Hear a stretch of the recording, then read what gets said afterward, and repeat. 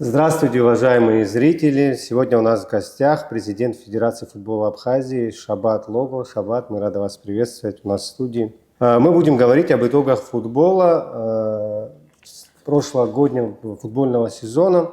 Но я предлагаю начать с нашей последней футбольной новости. Совсем недавно прошла новость о том, что уже состоялась жеребьевка чемпионата мира Конифа, где Абхазия будет принимать участие, и определились соперники, это Сикейский край и сборная Национальной ассоциации футбола Мексики.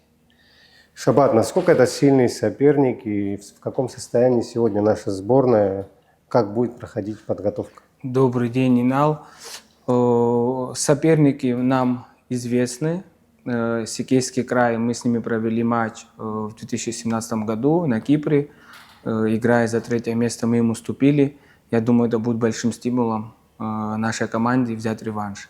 Команда Ассоциации футбола Мексики нам, к сожалению, неизвестна. Мы первый раз с ними встретимся, мы даже их не могли наблюдать, потому что они до этого на тех чемпионатах, на которых мы смогли побывать, не присутствовали. Подготовка у нас запланирована большой объем работы запланирован тренерским штабом сборной Абхазии, который возглавляет Беслан Губля, Владимирович Беслан Губля.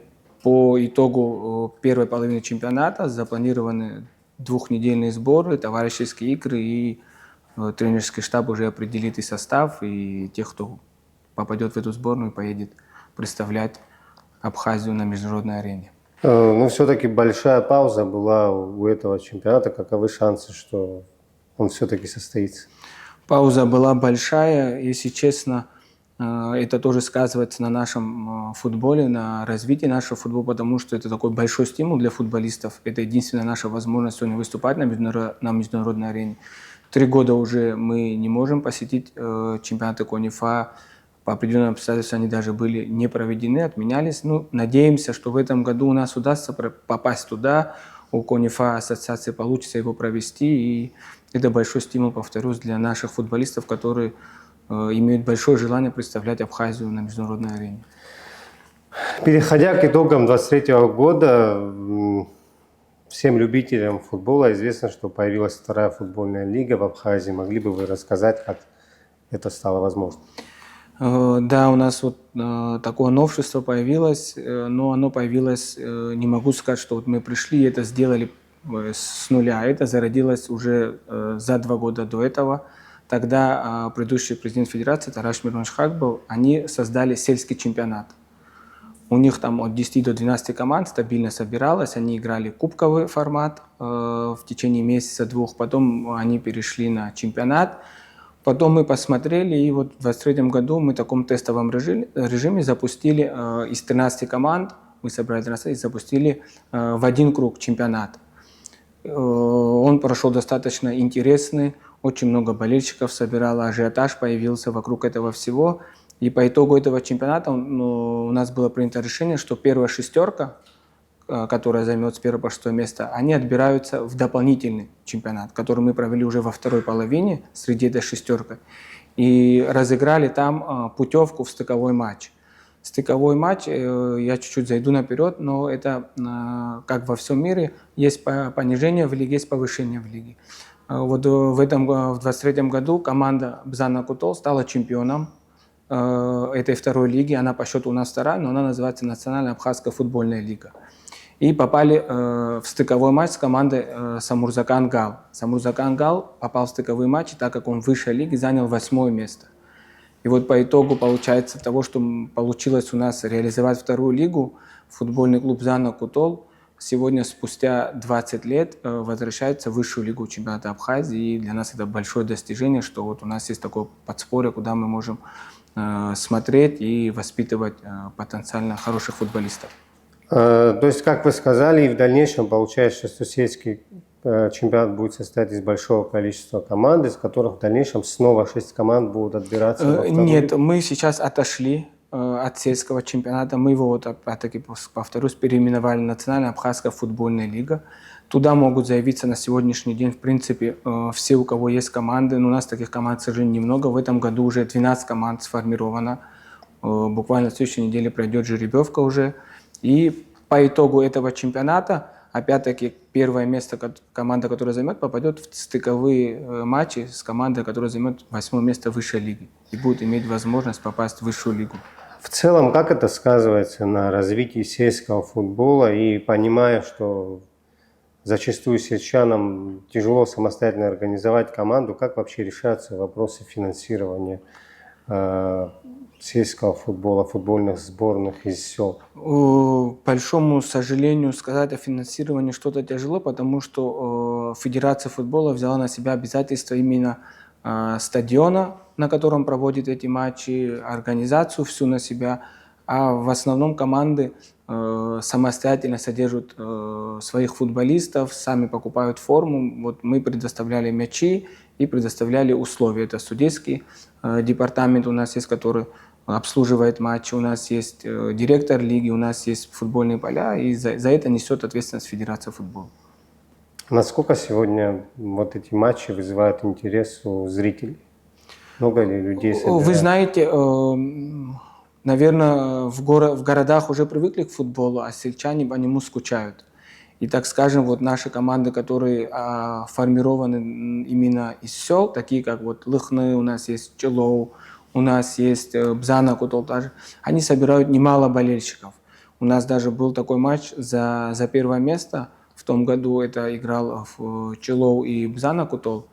И мы собрали очень много болельщиков. И ажиотаж был очень такой, знаете, серьезный, интересный. И как бы это стимулирует тех, кто там играет, что на них приходят смотреть, что их приходят поддерживать их родные. Ну, говоря о росте интереса к футболу, в том числе и в сельской местности, хотел бы перейти к детской и юношеской футбольной лиге. Какие перспективы сегодня у детей? Как прошел этот футбольный сезон? И какие перспективы у тех, кто хочет строить футбольную карьеру сегодня в Абхазии? Ну, смело можем сказать о том, что возможностей становится все больше и больше. Я хочу такой пример привести. У нас есть футболист Лука Богателя, ему 19 лет, он сегодня подписал, в этом году подписал контракт с Премьер-лигой России, с «Факелом». И это большой стимул и большой показатель для того, что из Абхазии можно стать футболистом, не обязательно уезжать в академию. Этот человек, Лука Богателя, он воспитывался в Гудауте, играл за гудаутскую Рицу. В 18 лет он уехал играть в Россию, отыграл там год, и сегодня он уже игрок премьер-лиги. Это большой показатель, то, что абхазский футбол сегодня может воспитать футболистов, которые могут играть на профессиональном уровне. Что касается детей, 2 года мы проводим турниры подряд, Апсна Open, международные турниры. В этом году у нас получилось провести всего лишь 2 по 2 возрастам, это 2012 и 2010 год. К нам приезжали такие топ-клубы, как «Спартак Москва», «Зенит», и в общей сложности 10 приезжих команд было. И такого рода турниры тоже способствуют интересу. В раннем возрасте у детей надо развивать любовь к футболу, интерес. У них должен быть интерес. Вот интерес можно вызвать, если будут такого рода мероприятия, турниры, если мы будем вокруг детей создавать определенный ажиотаж. Мы говорили о динамике роста интереса к футболу среди детских, юношеских команд. Все-таки растет ли этот интерес? Какая динамика, сколько футболистов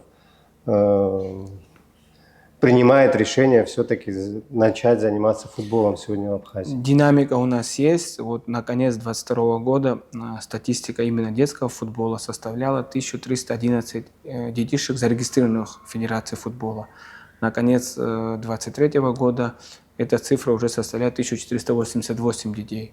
Но это еще не полная цифра, так как уже идет набор детишек 17 и 18 года рождения.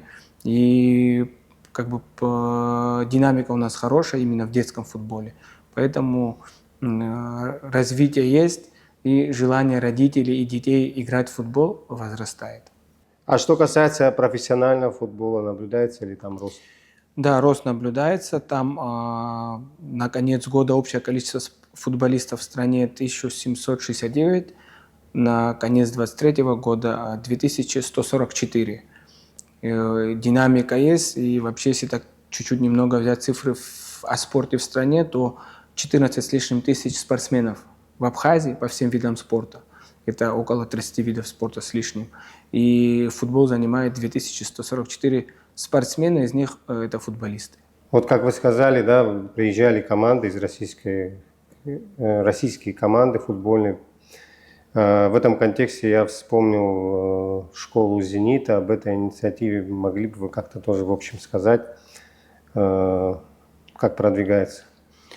О филиалах «Зенита», правильно Да. же? Да. У нас, да, есть филиалы «Зенит», которые полностью курируют «Зенит» питерский. Они прям расписывают им методички, по которым надо тренировать по недельным циклам.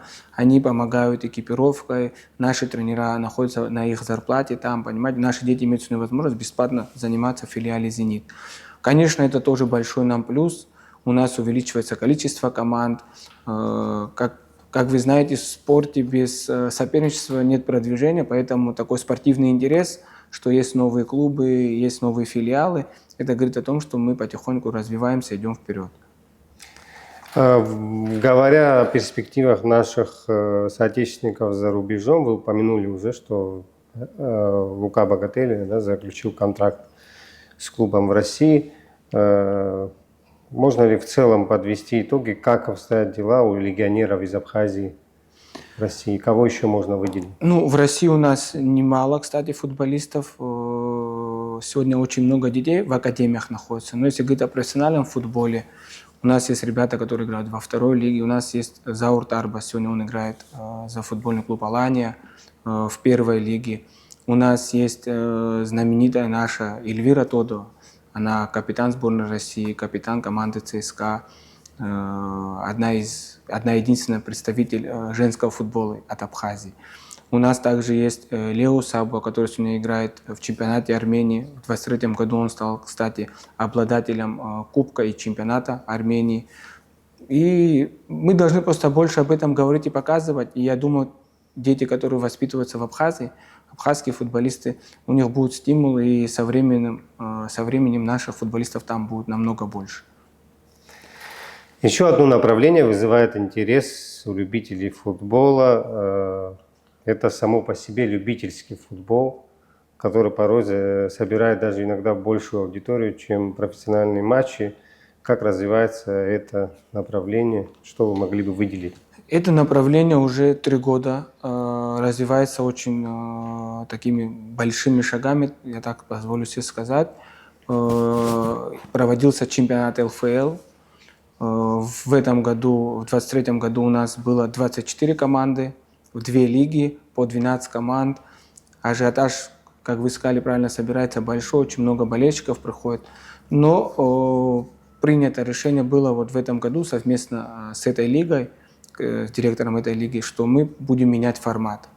Все-таки это любители, на круглый год тяжело собираться. Мы решили один чемпионат ЛФЛ заменить на 3-4 больших турнира. В течение месяца будем их играть, чтобы ажиотаж собирается больше, когда это, знаете, мгновение такое небольшое. Потому что это любители, они настроились на этот турнир, пришли, отыграли, и им нужно тоже отдыхать. Они не профессионалы и не могут играть круглый год. Интерес начинает потихоньку пропадать. Поэтому вот в этом году будут запланированы турниры ЛФЛ в разных форматах. Будет в этом году новый формат, мы играем 4+1. В этом году будет запускаться формат 8×8.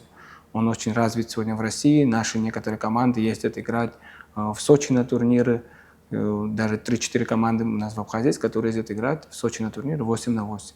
И вот будем развивать и этот формат тоже.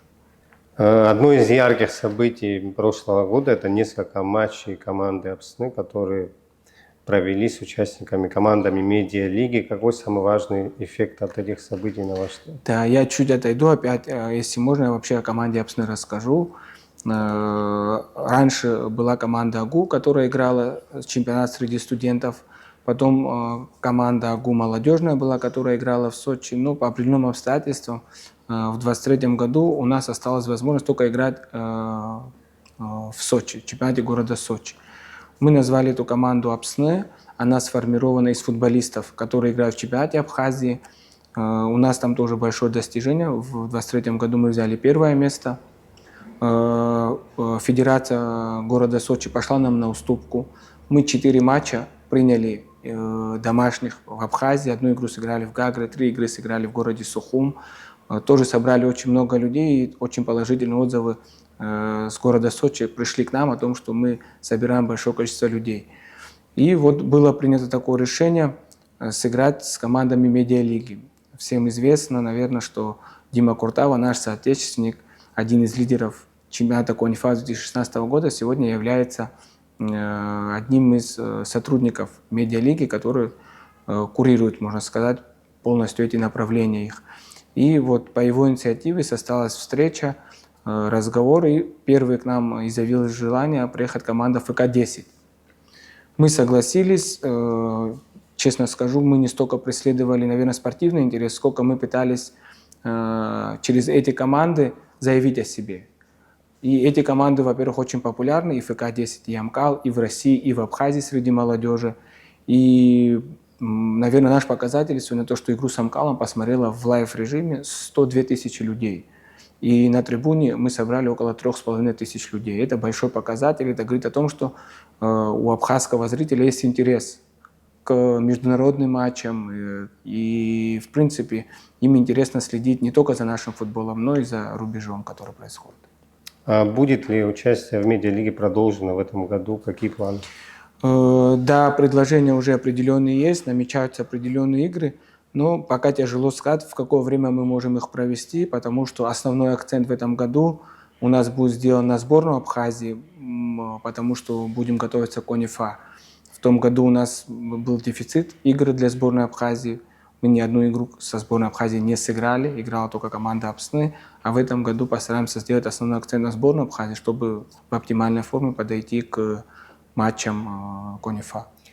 То есть участники команды Апсны, часть из них попадет также в сборную Абхазии? Да, часть из них попадет. Команда Апсны формируется из футболистов, играющих в чемпионате Абхазии. А сборная, в принципе, из всех наших соотечественников формируются, футболистов. Поэтому многие футболисты попадают и в команду Апсны, и в сборную. Мы говорили об основных направлениях ушедшего футбольного сезона, но я бы хотел, чтобы вы выделили какие-то вот проблемные направления, которыми еще нам остается работать. Проблемные направления – это самая большая наша проблема, это судейский департамент. Он у нас полностью отсутствует сегодня. У нас только приезжие судьи. Мы своих судей не имеем, и у нас даже сегодня есть возможность дать им возможность обучения, обучиться им в России бесплатно. Нам помогает Федерация города Сочи, нам помогает РФС сам в этом направлении. Но, к сожалению, желающих обучиться на судейство нету. И вот это наша большая проблема, потому что мы все время ищем судей, просим судей у РФС, мы просим судей у Федерации футбола Крыма. Вот они нам в том году очень сильно помогали, и в этом году, к сожалению, мы опять будем обязаны обратиться к ним, потому что внутри у нас судейского департамента нет практически. С чем, на ваш взгляд, связано отсутствие интереса к судейству? Может быть, это больше всего связано с тем, что нет дальнейшего продвижения и такой практики, может быть, в Абхазии, чтобы человек, обучившись судейству, мог в дальнейшем судить и матчи другого уровня? Вы знаете, я думаю, это связано, наверное, и с дисциплиной футболистов, с которой мы потихоньку боремся, идем, я считаю, в правильном направлении. И в то же время, наверное, финансовая часть. Не могу сказать, что это высокооплачиваемая работа, но при этом труд достаточно непростой. Я думаю, вы сами понимаете, судить эмоциональные абхазские клубы очень непросто. Ну, как вы в целом оцениваете ситуацию с дисциплиной в футболе? Ну, каждый год все лучше и лучше. В этом году у нас есть такой комитет КДК, контрольно-дисциплинарный комитет. В этом году было вынесено 33 решения КДК. Были вынесены 33 решения КДК, были очень такие жесткие решения. Одно решение даже было пожизненная дисквалификация. Да, ну, боремся с этим, и в основной массе футболисты понимают степень уже ответственности все, и поэтому потихоньку с дисциплиной налаживается. Ну, а если говорить о вот динамике, да, скажем, вы сказали 33 решения, в прошлом сезоне их было больше? В прошлом сезоне их было меньше, но у нас было 33 решения КДК, не все они были связаны с футболистами. Многие решения КДК были связаны, в принципе, с самими клубами, с их подходом, с определенной ответственностью, которая на них возложена. Ну, не все выполнялось, так скажем. А что касается именно дисциплины игроков, то в этой статистике решений намного меньше. Какие еще направления проблемные вы бы хотели выделить? Проблемные направления, я думаю, это футбольные поля, их дефицит и, в принципе, вся инфраструктура. Вот сегодня вернемся к медиалиге. После вот этих 2 матчей с медиалигой большой интерес возрос к Абхазии. Очень много команд хотят приехать на сборы. Очень многие команды хотят, чтобы мы здесь проводили больше турниров. Но мы заложники ситуации, потому что пока идет чемпионат, пока идут тренировочные процессы, мы не можем проводить игры, мы не можем проводить детские турниры. Потому что, чтобы провести, допустим, турнир по одному возрасту, мы должны освободить весь стадион. А на стадионе тренируются сегодня, например, на стадионе «Динамо» тренируются сегодня 8 возрастов. Один возраст у нас будет принимать участие в турнире, и вот пока идет турнир, получается, остальные 7 возрастов, они должны отдыхать, потому что нет возможности тренироваться. Дефицит футбольных полей – это самая большая проблема. Я считаю, если эту проблему решить, вырастет очень сильно интерес к футболу, потому что начнет как можно больше команд приезжать. Интерес со стороны российских клубов, он большой. Они хотят, они нам набирают, звонят, просят нас предоставить им возможность, просят нас предоставить им условия, но, к сожалению, мы эти условия на сегодняшний день пока предоставить не можем. А если даже и можем, то только в определенный период времени. То есть, насколько я понимаю, растет запрос от российских команд на проведение не только турниров, но и учебных сборов, тренировок на территории Абхазии, там, наверное, в летний период, да? Я даже не сказал бы, что в летний период. Вот на основном сейчас на данный момент сборы проходят в основном у всех лиг России, и у второй, и у первой, и высшей лиги. И климат наш им подходит, условия погоды подходят. У нас есть и горная местность для сборов, а в основном выбирают и такое, чтобы когда занимаются физическими нагрузками. Плюс у нас есть море. Ну, мы располагаем всем, кроме, к сожалению, инфраструктуры, чтобы проводить здесь учебно-тренировочные сборы. И многие сегодня вынуждены ехать в Турцию, вынуждены ехать в другие страны, хотя они с удовольствием приехали бы в Абхазию. Это и бюджетнее, и с точки зрения природы намного им Ну вот вы сказали больше. учебно-тренировочные сборы. То есть для проведения учебно-тренировочных сборов нужен стадион нашего уровня, нашего республиканского стадиона, или это... Знаете, какая ситуация? Мы сегодня тоже можем привести одну команду и расселить, и дать ей возможность тренироваться. Но одна команда сюда не хочет ехать, потому что она хочет, чтобы здесь были спарринг-партнеры, чтобы она могла здесь сыграть хорошие товарищеские игры. Вот если бы у нас была бы возможность сразу иметь такие базы, где несколько полей, чтобы мы могли привести, расселить там 3-4 команды, и я думаю, у нас было бы желающих еще больше. Ну да, не только поля, им нужны тренажерные залы, им нужны выносные тренажерные залы, есть определенные вещи, которые прямо на поле происходят. А у нас сегодня, к сожалению, даже с футбольным полем дефицит. Решение этого вопроса, как вы видите, и с другой стороны, насколько я понимаю, вот эти все мероприятия, связанные с приездом команд, они, я так понимаю, на возмездной основе проходят. Возможно ли увести это в коммерческую сторону, скажем, если мы могли бы построить здесь, там, инвестировать, условно говоря, в стадионы и как-то привлекать? Да, конечно, команды, которые сюда хотят приехать, они не просят нас предоставить это все бесплатно. Они готовы за это платить. И с точки зрения коммерции, я думаю, любая большая гостиница, если бы при себе имела бы футбольное поле, это было бы очень хорошо в плане того, что в основном наши гостиницы работают в летний период времени. Сборы проходят в основном в зимнее время, понимаете? И в зимнее время многие гостиницы у нас закрыты. Они были бы заполненными спортсменами. Это не только футбол, я думаю, касается, но в принципе в спорте, если здесь создать инфраструктуру для видов спорта, то в зимнее время года к нам приезжало бы большое количество спортсменов. Не только футболистов, а в принципе и всех остальных видов спорта. Новый футбольный сезон начинается. Осталось буквально несколько дней. Какие планы у Федерации футбола на этот год? Чемпионат начинаем 7 марта. Каждый год чемпионат начинается, сезон начинается игровой с того, что с матча Суперкубка. В Суперкубке в этом году у нас встретятся футбольный клуб «Гагра», который стал чемпионом 2023 года, и футбольный клуб «Динамо», который стали чемпионом, обладателем кубка. Вот с этого матча начнется наш сезон. Мы рады были бы увидеть болельщиков. Такого финала не было лет 10. Эти команды не играли в Суперкубке очень давно, тем более между собой, поэтому ажиотаж, я думаю, будет. Планы у нас в этом году 8 команд высшей лиги, запланировано 84 матча высшей лиги, это по 21 игру на каждую команду, запланирован кубок. В этом году в Кубке Абхазии примет не только 8 команд высшей лиги, а еще 6 команд с второй нашей лиги, Национально-Абхазской футбольной лиги. Уже будет 14 команд в Кубке Абхазии по системе олимпийской на вылет. У нас запланированы турниры детские опять. Мы надеемся, что мы в этом году проведем не 2, а проведем больше возрастных турниров по Upsno Open. У нас запланирован, я вот вернусь опять, ЛФЛ, формат мы меняем, у нас будет много таких турниров именно в направлении любительского футбола. У нас запланированы будут и внутренние турниры среди наших детей, не международного масштаба, а внутренние турниры тоже будут. Очень много, мы надеемся, получится реализовать. Ну и я думаю, самое основное, что мы хотим реализовать в этом году, в том году мы не успели, но процесс идет, работа идет. Мы хотим реализовать лицензирование тренеров.